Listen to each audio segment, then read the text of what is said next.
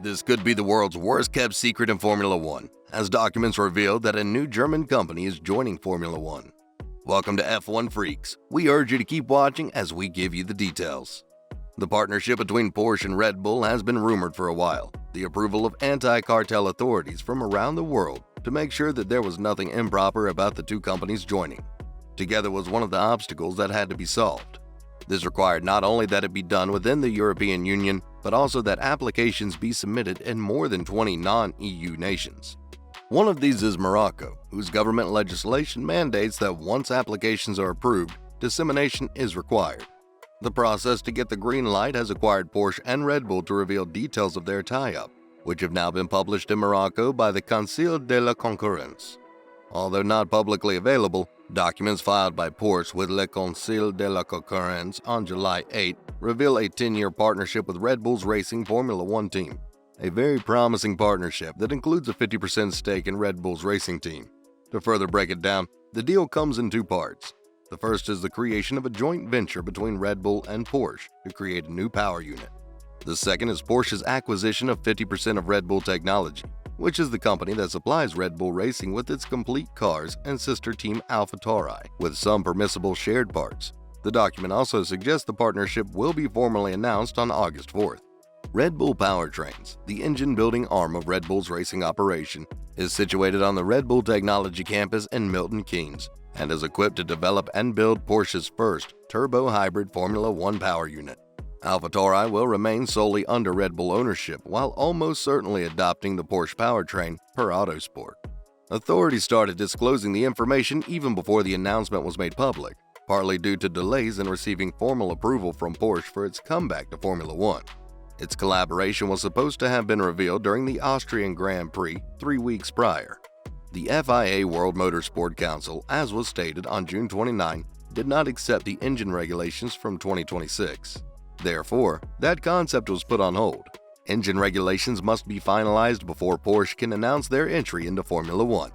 Volkswagen, the parent company of Porsche, has indicated an interest in joining the sport, but has reiterated that it won't take any official action until the engine regulations are released. Volkswagen stablemate Audi is also expected to join the sport as a constructor and engine builder, but it intends to buy an existing team rather than start from scratch. The Volkswagen Group Supervisory Board has already given the green light for Porsche and Audi's Formula One entry on April 7. It approved the corresponding budgets after all the boards of the two brands had previously given their consent. Ingolstadt attempted to negotiate with McLaren, who ultimately decided it wasn't for sale.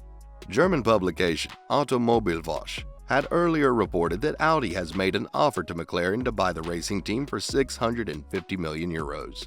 According to Automotor und Sport, or AMUS. However, the working-based team is not eager to sell, and the Audi-McLaren talks might have reached a stalemate. Shedding light on the Audi-McLaren talks, the AMUS report said, McLaren showed little interest in selling its racing team. With the boom in the Premier class, shares in Formula One teams are worth more every day. Even an improved offer did not bring the two companies together. Although McLaren Automotive urgently needs a strong partner to meet the challenges of the hybrid age. As can be heard, talks are now being held with BMW at this level. The McLaren issue is practically off the table for Audi. The Aston Martin CEO Lawrence Stroll said earlier this year that he had also entertained approaches from the brand. However, he said he was happy with his collaboration with Mercedes, which extends to the road car business and the F1 team. Audi is understood to be negotiating with the Sauber team, currently branded Alfa Romeo, for a controlling stake for the entire operation, and it will subsequently develop its power unit in-house. This would involve a total of 75%, with the other 25% remaining in the hands of Finn Rousing. The total value is estimated at $600 million, so Audi would have to pay $450 million for the 75% share. The sale would be spread over 3 years, in 2023, 2024, and 2025.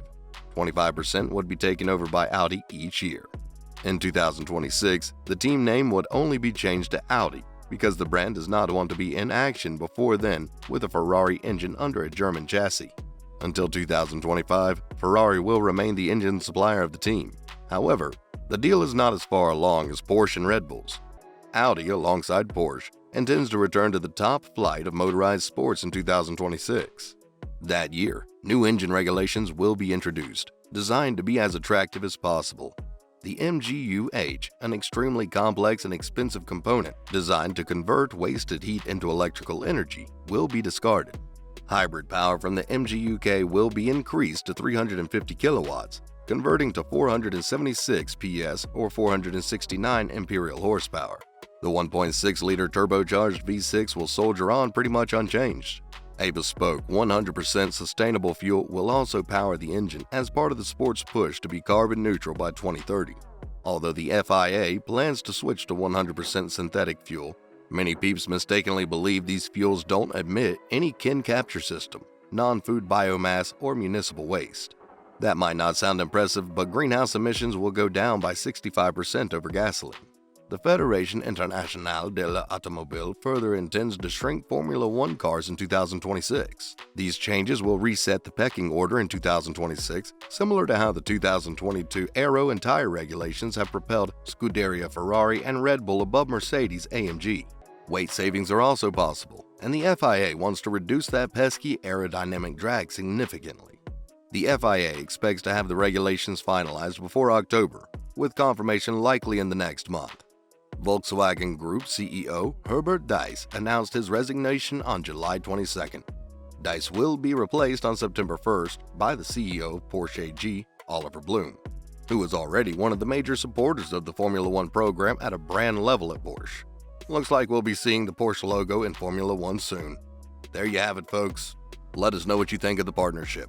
Don't forget to like and subscribe. Click on the bell icon to turn on your notifications for fresh updates like this.